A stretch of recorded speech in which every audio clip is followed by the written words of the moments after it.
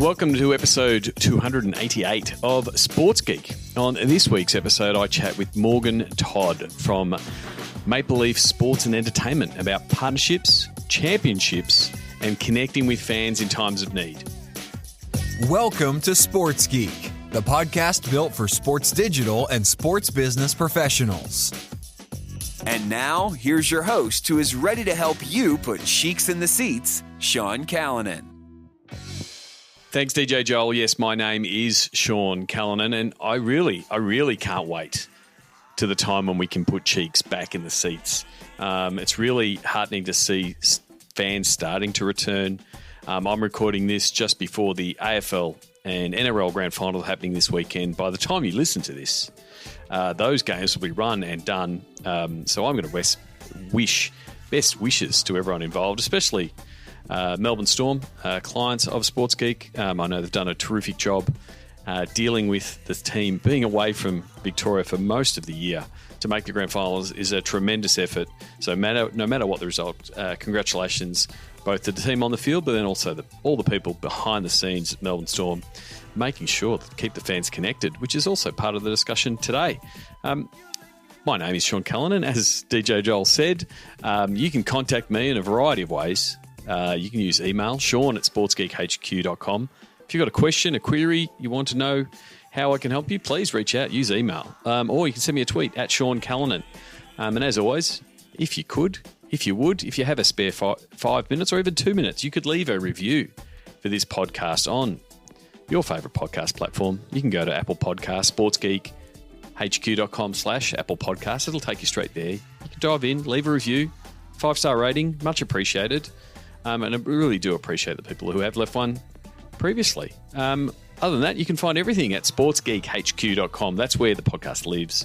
That's where you can find the show notes. That's where you can find the links to all the guests and go into the archive. Before I get into my chat with Morgan Todd, I just want to give a quick recap of the Sports Biz Zoom calls. As I've had 1 week off, it's the first week off in about 30 weeks of having Zoom calls, 2 Zoom calls a week. Because we are now moving to fortnightly. So every second week on a Tuesday night at 8 p.m. Australian Eastern Daylight Savings Time and Wednesdays at 10 a.m. at the same time. That does overlap with times in your part of the world. If you're in Europe and or in Africa, it makes sense to turn up to the Tuesday night sessions, which is around lunchtime, your time.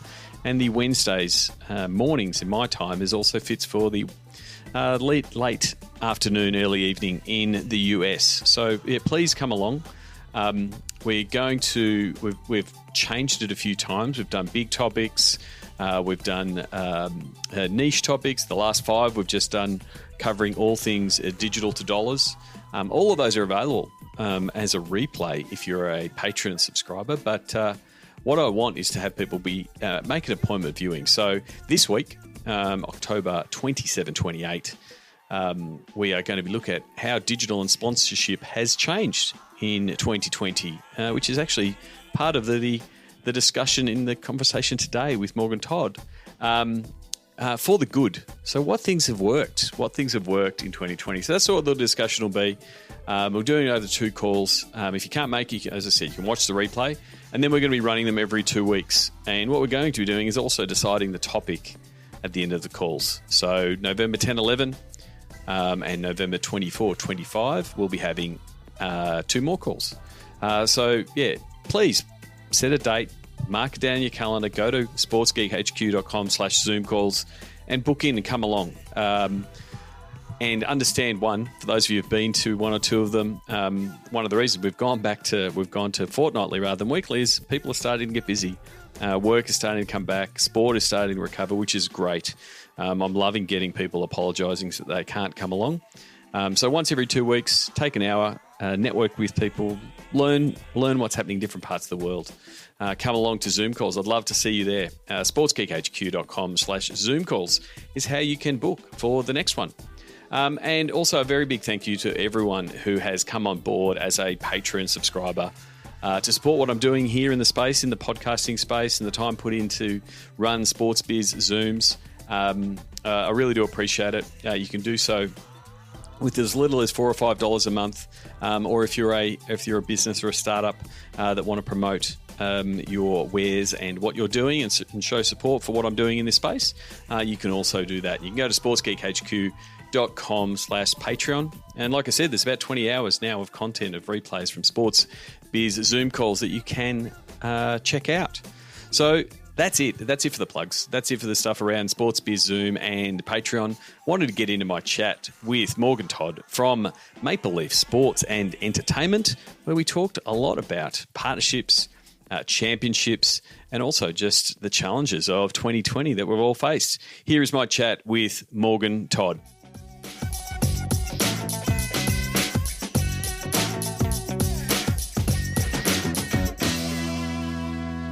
Very happy to welcome Morgan Todd. She is the Manager of Strategy and Global Partnerships at MLSC. Morgan, welcome to the podcast. Thank you. So happy to be here. Yes. I actually think the last time I was outside the country was in your part of the world, where we met at C2 Montreal in Canada. So unfortunately, that's been the last time I was able to travel with life and pandemics. So it's good to catch up to discuss what your role is. So I guess before we get into that, how did you get into the world of sports and into your role at Maple Leaf Sports and Entertainment? Yeah, that's a great question. I kind of stumbled into it because I did a post-grad program many years ago in marketing research, and my internship just happened to be with MLSE. So I got a good couple of months, got my feet wet, and went out on a couple other adventures into advertising and public relations before deciding that this was really where I was supposed to be. So I've been back at MLSE for coming up on 3 years now. After all of those other adventures, and it's definitely the place to be. Sports is where my heart lies for sure. And so I love the description you've got in your LinkedIn. I speak marketer, geeks, to statistician, #formula and sales, and comfortable doing it all in 140 characters less. Old school Twitter. I don't like this 280 characters. I like the succinctness of 140 characters. Agreed. So you really came at from a marketing strategy point of view and now into partnerships. How do you think, I guess, the marketing angle that you've come to it has helped you in the partnerships role? Yeah, it's an interesting role because when I was sold on the position, it was kind of framed to me as the best of both worlds. And there are so many great things about being a marketing strategist over in the advertising world, where you get the flexibility to work on so many different clients in so many different categories.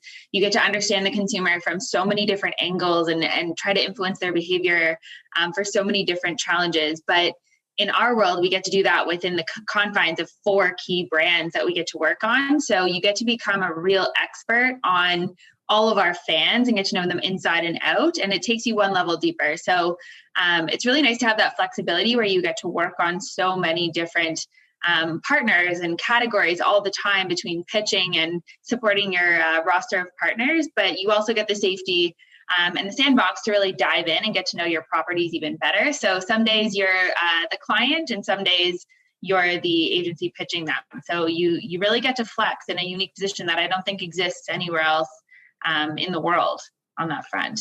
And talking about a unique position, MLSE is a unique business. It's a beast of a business, and it has multiple properties. Of all of those properties that are under the Maple Leaf Sports Entertainment banner, which ones do you look after or in part of your remit?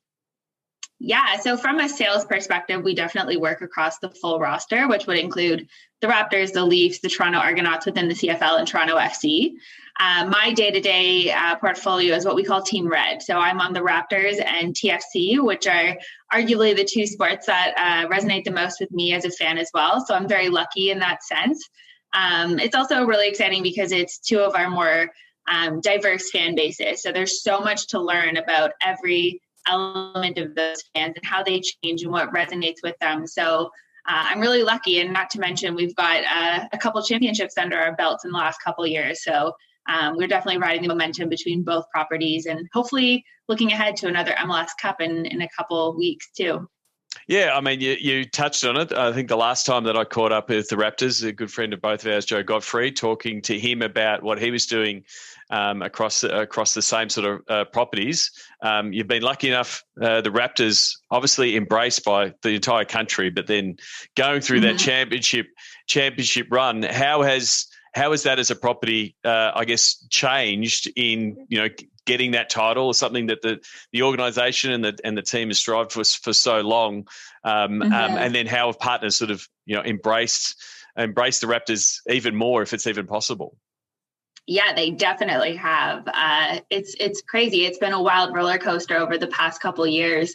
We've been up on the upwards trajectory for a little while, but we just couldn't seem to sort of break through that ceiling. So last year just feels a little unreal to me. I have a poster right above my computer here in my office now, and it's about the champs running it back. So, as we look back to a year ago, it was just insane, the numbers that we were able to see. Right now, even looking at our fandom, when we last looked at it in the spring, we were at, nearly 1/3 of Canadians identified as a Raptors fan, which is insane if you think about that in terms of a market.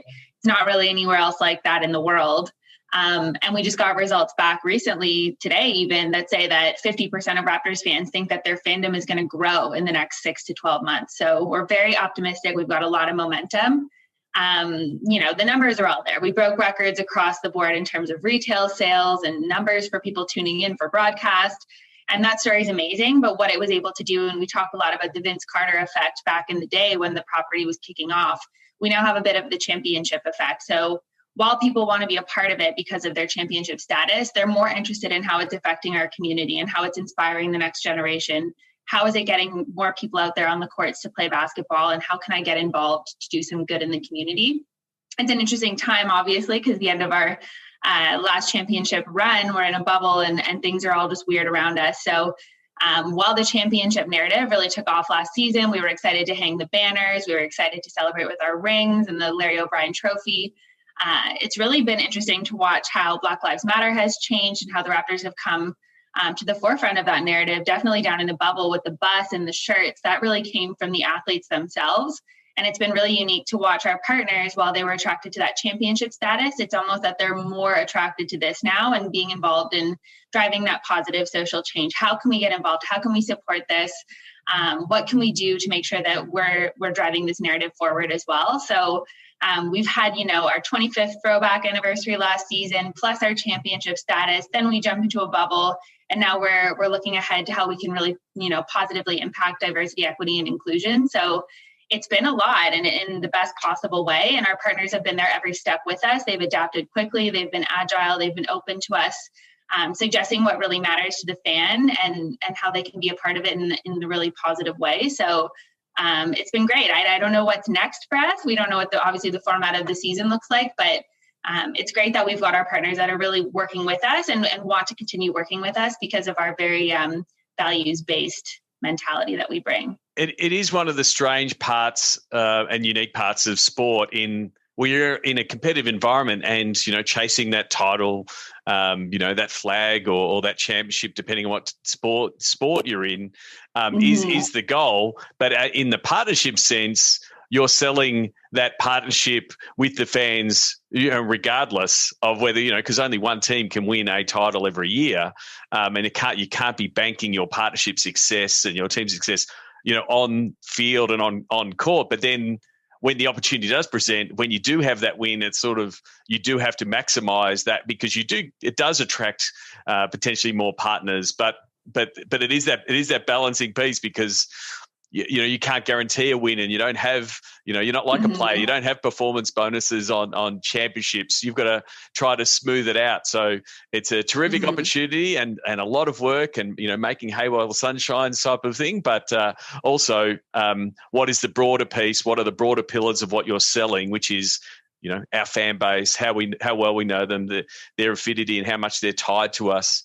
And then this other part, which you were just mentioning there, the corporate social responsibility and why partners become partners. And what you were just talking about there about the community work and Black Lives Matter and the support of the community in COVID has been a big part of what's happened this year in, the pivot. Obviously, you can't do stadium activations and all of these things that you can't do, but you really had to lean on that pillar and that part of all the work that you've been doing across all the different different teams, and your partners pretty much, they realize they want to be giving back and supporting the community, so become that vehicle for them to do that. Mm-hmm. Yeah, it's a really interesting landscape. We've, COVID hitting and social justice issues hitting the forefront, very similar in timing.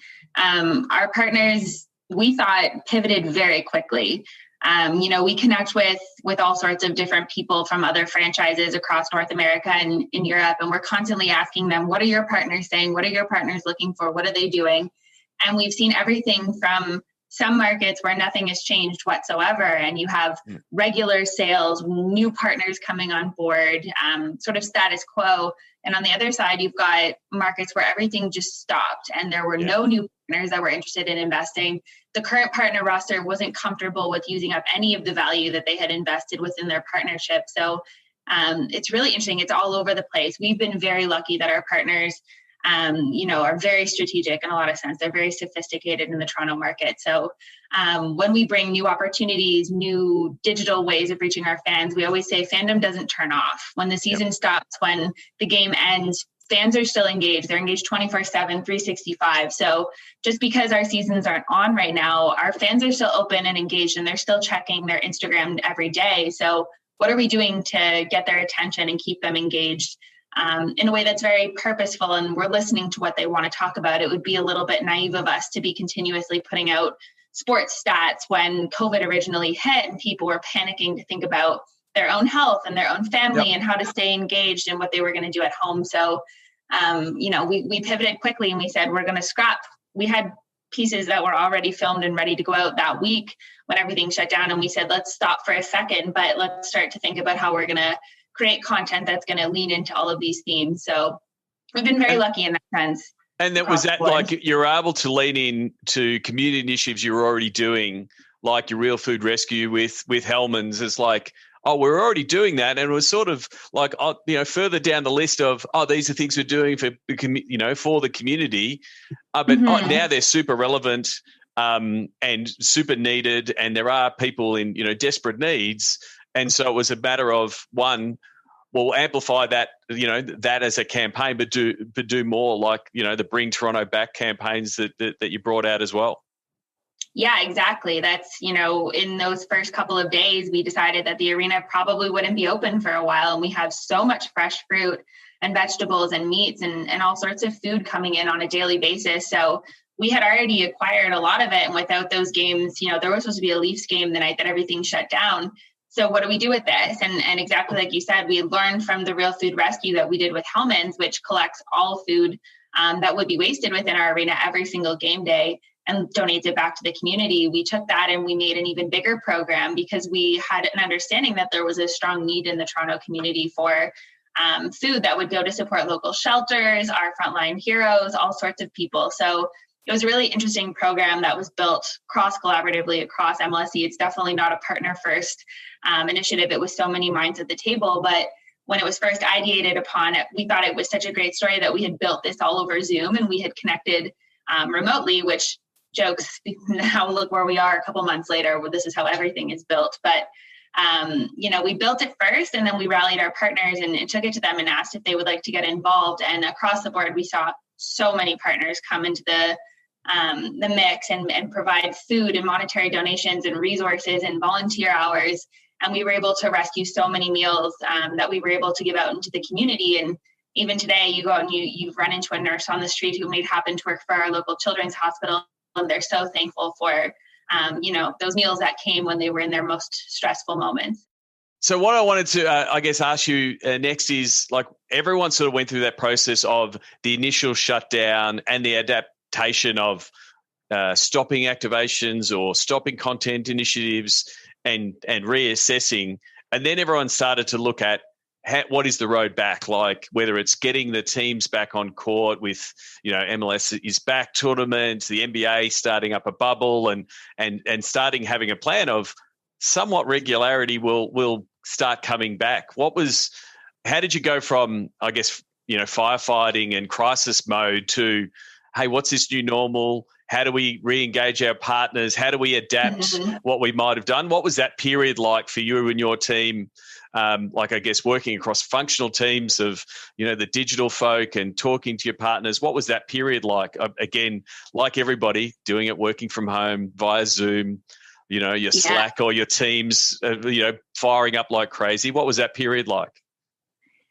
It was interesting. It felt a lot more organized than one would expect. A couple of weeks before we even knew that MLS, they were the first league of ours to return, that they would be back, someone in our analytics and business strategy team thought, why don't we go through an exercise of looking at just what we owe all of our partners, so we know what our canvas looks like, and we can start to make sure that we're communicating with them and we know what the assets are. So we went through that process, and luckily when COVID first hit, we also started creating on-the-fly processes in order to create new content. What do the approvals look like? How does the brainstorming look like? What resources and assets do we have that we can play with? It was honestly such a challenge to think about how we would actually even, engage our team when we didn't have anyone in the bubble to capture any content. And the one person, that was a really strange period where all the sports stopped and your regular content plans just couldn't happen. There wasn't a game to do the recap or the game. And so the digital teams, and I know we were working with the digital teams, they got in this sort of panic mode to a certain degree of, hang on, we've got to put content out. And so then they started ideating and doing great content. And for some of them, if they weren't connected to commercial, like they were just putting out great content and not connecting it with and to potentially, in some instances, like over-delivering, like they got into make-good territory so quickly to go, we'll do this and we'll do this. And I was like, well, hang on, like we don't know how long this is going to be. And also the rest of the season will come. So there is a whole bunch of assets that will be changed that we've got to do. So it was a real balance of, we've got to get stuff out to the fans, but it's like, what's this whole year going to look like? And it was a bit hard to predict, but it was like there was a little bit of either over-engineering, like a lot of activity early on to go, well, hang on, it's sort of like this weird off-season. We don't need all. And so it was really, because it was this hard stop of, you're going from this much content going out to, we'll do the same, but there was nothing supporting it. It was a real strange time. So having working through and I guess changing your processes would have been really important to be able to make sure that you were delivering some stuff for your partners, but also for the fans. Exactly. And just how we all work together. When you say cross collaboratively, it's hard to get those approvals when you can't just run down to somebody's office and get it on their desk in time. So those processes kept us all in track, and slowly over time, we were able to learn, how we could actually access any footage of the athletes, what those social media posts may look like. Each league was different. The challenge to even just understand what our signage assets was chaos at first, because they were changing all the time based on whether, signage was even working on site. Down in Orlando, there were challenges with electricity just working within the bubble. So some days you could see all of your partner signage up and running properly during a game, and other days you lost 2/3 of it. So definitely a challenge. I think we've learned throughout all of this that agility is key, that whatever doesn't get used in terms of value is still there for us to use later, and we're still able to reach our fans in unique ways. So the patience that we've all gained and sort of the flexibility that maybe we wouldn't had in our normal four walls and our normal arena on any given day has grown immensely, which is great across all of our internal and external teams. Our partners have been there along with us. We've had to change plans 2, 3, 4 times the night before when things are getting up and running. So it's a lot of learning in a good way, and hopefully things that'll last even as we exit COVID, hopefully one day, and return to some sense of normalcy. Yeah. I mean, MLSC is a super digital savvy organization and doing a lot of things in the digital space with partners. But we've seen this scene of obviously even put digital even more in the forefront. Have you even seen like even more partners that may have always been signage guys or teams that just do stadium activations or just do things that are non-digital start coming across and even going, okay, actually, if it's our only option, we'll go into the world of digital and sort of have that finally that light bulb moment go off, that's what you've been pitching to us for the last 6 years. Have you still seen more partners go, we will try digital now and realize it is the way to connect with fans these days? Yeah, and it's the perfect timing for us because a lot of the things that we were already working on are just coming into fruition with COVID. So we were set up for success in a lot of ways. While we already knew how to create some best-in-class content and best-in-class social features, we were, rolling out an MLSE arcade at the time, which is kind of crazy when you think about it. We've hired 2 in-house game developers that can go on any one of our team apps and build a custom game for our partners that brings in their specific brief and educates our fans on exactly their key messages. But now more than ever, when a lot of our partners, especially in the CPG space, they can't sample in person. They can't drive to purchase just through a digital spot. So how do we actually engage our fans in a meaningful way to get them to actually give us our attention for a couple of minutes, 5-7 minutes? We've got them locked in on this game. They're playing it, and then they walk away with some incentive to go to their local retailer and purchase that product, whether it be through a special offer or a contest or incentive across the board. We've seen those really come into play and actually provide a lot of success for our partners. So there's that. We've been developing a lot of unique viewing platforms, one of those being Real Sports Entertainment, which is just in beta right now, to help our fans understand all the different angles they can watch a game through. They can chat with other fans during the game, something that we're very accustomed to doing on Twitter, but now it's all in one place. So it's a really unique platform that we're going to continue building and looking for partner opportunities to lean in and how to really leverage this. And is that, and that effectively is, out of the, COVID creative, like people were watching a game in the bubble and setting up a Zoom account and chatting with their friends while they're watching the game because they can't be at a bar at a stadium. And so we're getting this mixed viewing method and the behavior changing to say, well, how can we adapt some of those behaviors into our fan ecosystem and what we're doing in a digital way? Like that's, if you're being glass half full on a pandemic, which is tough, I understand, but like there's changes to the behavior and it has accelerated that digital consumption piece, which I think gives a lot of opportunities for sports teams. Definitely. And as you said, there are things that we know are going to stay. They're not us investing in something that's just for the next little while. So as we look at fan behavior, everyone's moving into digital spaces. We're even just seeing, Gen Z and millennial groups sometimes would rather watch a game from home because they can multitask and they can catch their favorite sitcom while they're still, watching the game in real time, catch their sports highlights, engage with their friends. It's a very different experience than generations before, where it was like you go to the bar and you lock in for a couple hours and you go home, and that's your only sort of sports experience. So as we think about how we adapt to continue to meet those generations' needs, that things like this will be exactly what allows us to reach them in that meaningful way. Yeah, and then there's these the other new piece is doing crazy weird activation pieces in a social distance world, like having a drive-in and consuming it, like going completely old school. You want to talk to us a little bit about how that went? Yeah, I think one of the benefits we had this summer was watching Europe go through this first with their return to football. And there were many drive-ins that were coming out across their markets, but also just the concert space in general. So in partnership with Live Nation Canada, who we work with very closely, we kind of thought about how we would bring that into our market and what that would look like. And we were in a really good spot, having both Leafs and Raptors somewhat hitting their playoffs together, and that we would have what would normally be Jurassic Park or Maple Leaf Square becoming that iconic place for fans to gather. And there was a real need for something physical for them, as well as our regular concert season, which would normally happen at Budweiser Stage right next door to the location we chose for the drive-in. So we knew that there was this perfect storm and that there was an opportunity to really, when we think about the first program around food bringing Toronto back to its feet, this was bringing Toronto back some live entertainment and that sense of physical gathering space. So it was really amazing. We had it right in downtown Toronto with the skyline across the background. As you're watching your Leafs and Raptors playoff games,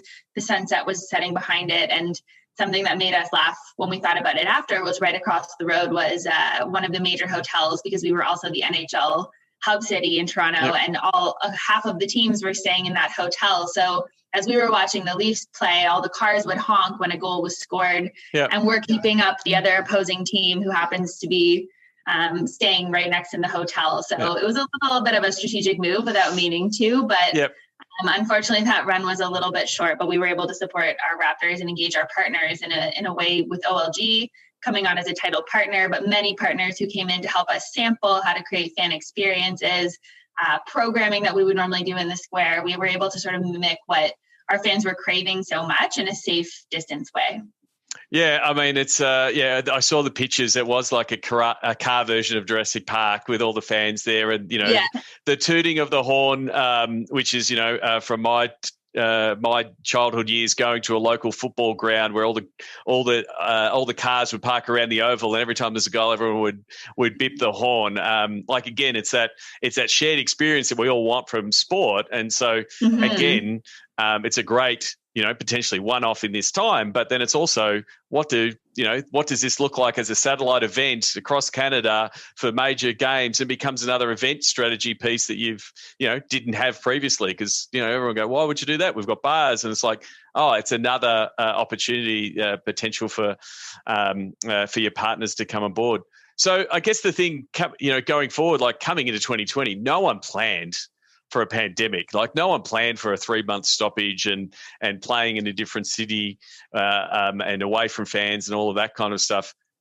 2021, we can plan for something, but there's still so much unknown. So we've got all this knowledge of how we activate with fans and connect with fans when we can't be there. Obviously, Toronto is in a weird spot, obviously, with the separate Canada and the US. Talk about this week that the Raptors may have to, locate in another part of the States from a travel restrictions point of view. How are those plans, coming together to talk about? You talked about having to be agile. How are you having those plans together now, trying to figure out, not knowing when the season is going to start, how many games, where it's going to be played? How are those conversations happening with your partners now? Because it's not like this year was all about make good and trying to cover everything. Whereas next year it's like, it's going to be another weird year. How are the conversations going so far? It's, again, very mixed. We have a couple partners that we're going through our end of season reports right now, and we're looking back on what the weirdness was that we went through last year. And a lot of them they don't want to start planning yet. They understand that things are going to change and that there's probably some use in just waiting until we know what the formats are going to be and where the teams are going to be playing. So there's definitely a lot in that bucket, but there's a lot that are eager and are starting to understand the real value in talking to fans year round. So we're trying to get a little bit more creative, I would say. We're looking to all sorts of other teams every day. We're just sharing on the fly ideas that we see that we love and we'd love to take into our market. So, how can we start to think about what lives beyond the Zoom call from a coach or a GM or a player, and start to think about how we lean into real life experiences? How do you, looking ahead to the NBA draft, how do you make something bigger than we've ever done before? As we approach that and actually give our fans a unique experience to engage with it. So it's a lot of brainstorming. It's a lot of throwing stupid ideas against the wall and hoping that we'll be able to figure something out. Yeah. And is it really just a matter of deciding and creating the events and opportunities that you can control? Like, because you don't know when the season's going to start, but you can control. And, recently just, we are going to have new jerseys. What's the story going to be around them? How can our partners be involved? Like, they're the things you can control. Like, and you recently, launched new jerseys for next year for the Raptors. You want to talk about, I guess, some of the stories behind them and what you're trying to do with them, because they're the things you can control. Like when we have got a draft pick and try to create those events, manufacture otherwise, that you can potentially put your partners around, because you need some assurity of what they want to do. Definitely. No, the jerseys are a great example. When we looked ahead to brand plans, a couple months ago, that was really the only thing that we were certain of. So it's been a really good moment for our partners to have something fresh to talk about and fresh to engage our fans over. With 5 new jerseys coming out in one season, it's something we've never done before, but we made a decision to space them out. So the first initial launch gave us enough of a buzz between our first 3 jerseys that were coming out. One with the Jordan placement for the first time, which has really excited fans with something new in the format there. And we'll have 2 more that'll come out into the fall and spring months ahead. So it gives us something to pulse, new stories to tell. We're taking a really unique approach this year where each of the different 5 jerseys will have a different narrative and a different persona and a different element of the Raptors brand. So, calling all fans to the true north is one of them, really leaning into this sense of our fandom and that unity that comes from diversity. We've got one that's really about the grit and the outsider status and that mentality that we've always had to be with the only Canadian team in the NBA, and that really outsider status that we're returning to now that we're sort of on the revenge to get back to our championship status. Another just being the icon and the leadership and being the only team with, representing sort of that Kyle Lowry mentality of the team. So we've got 2 more that'll be coming out. We're really excited. We're going to be leveraging tons of influencers, content, different ways of bringing it to life. So it's something that's good for our partners and something that they can help rally around and choose the stories that they most resonate with from their own brand angle or their target. So it's been really great on that front. And ahead of that, as you said, like we've got season tip-off, puck drop, kickoff ahead. We know that there'll be draft days. We know that those regular moments of the season will hopefully come and go as we're used to. And if they don't, we'll just pivot again and try to adapt to what is in front of us. Yep. I love the idea of the multiple jerseys. I mean, that's our gravitas jersey. We had 7 jerseys last year just for the variety, and also to give them all names and different ones. So that's the Thunder jersey, and we came up with different themes around the different games when we wore that jersey. It allows you to have so much more storytelling around it, and then you can also be aligning partners with those stories that you put behind it. So, the grit, resilience, the true north, like it gives you so much to work with to say, this is a type of partner. You should be partnering us when our guys are wearing that jersey and it fits in with the campaigns. Like that's where I really like the idea of, multiple jerseys and being able to tell different stories around them. I think it's amazing. And it allows our fans to express their own different personalities through our team as well, which is something we've definitely been looking to the football culture to learn from. It's not always been a thing in North America to have so many different jerseys, but it's definitely something that's catching on. And the idea of such a big launch around them, we've seen so much success. We're looking across to the other sides of the world to help inspire us. So it's been, super exciting for our fans. Everyone wants to collect all 5. So it's great for us in that sense. And I'm excited to even get one myself. Haven't done that yet. Terrific. Well, I really appreciate you coming on and taking the time. Been good to catch up. I want to close things off here with the Sports Geek Closing 5. I'm here with Morgan Todd. Do you remember the first sports event you ever attended? I do. It was a Toronto Maple Leafs game at Maple Leaf Gardens with my dad, and I was far too young to appreciate what I was there for. I remember I ate way too many snacks and felt very, very ill. So was it one of those big popcorn buckets that you could practically couldn't see over? Candy, pop, all of the above. My dad just let me go wild because he was there for the game and was really tuned in. My mom was not happy about it. Oh, that's right. But that's what a first sports experience should be, right? As someone who's taken my kids. That's why I know. You've been to a lot of sports events in your time. Do you have a go-to food, or do you have a favorite food memory? I mean, the food game has definitely stepped up probably since that first game. Plenty of gourmet options available at your games. What's a favorite food memory? Yeah, when I was actually an intern, I used to volunteer to sell pucks at Leafs games, and I remember that you got a food credit with it. And obviously, being an intern, my first thought was always to spend that on funnel cake fries. So, referencing poutine and being relevant to Canadians, it was a funnel cake bowl that was just layered with ice cream and whipped cream and chocolate, and that would be dinner. So I would still say that would be my preferred sports game. Very good, very Canadian, obviously. Very Canadian. Yeah. What's the first app you open in the morning? I'm a Twitter girl. Live, eat, breathe Twitter. That's where I get all of my news from. That's where I follow all the athletes. That's where I follow all the sports media. So first thing, that's probably open before both my eyes are even open. So this is where you get to plug your Twitter handle. What is your Twitter handle so people can send you a tweet to tell you they've listened to this podcast? That was a perfect segue. Oh, amazing. It's Mogtodd, Mogtodd. Very easy. Very easy. Very Yeah. easy to follow. So Mogtodd, send Morgan a tweet to say you've listened and you'll read it tomorrow morning. That's you pretty much just said on right here on the podcast that it'll come through. Exactly. There might be someone that you follow on Twitter or read. Is this or work with? Who is someone that the podcast listeners should follow and check out because there's someone that you admire? I can think about this. I would say there's a woman by the name of Avery Francis, and I've been really engaged following her. She's just been changing how work culture is thought of. There, just so many simple but really innovative ideas. So I would definitely give her a check. I think her company is called Bloom. And she's just really inspirational in how we think about how we all work together. So would definitely give her a shout. We've definitely had a lot of change in how we work in 2020. So we need it. And working together in this apart infrastructure is something that we're all still learning too, right? So, we do get Zoom fatigue, but it's like, how do you still connect with your workmates and get things done in this distance environment it's both been challenging, but it's proven that it does work. Like we can get work done from home and things can get done. So it's going to be really interesting to see how work-life balance and changes over the next, 12 to 18 months for sure.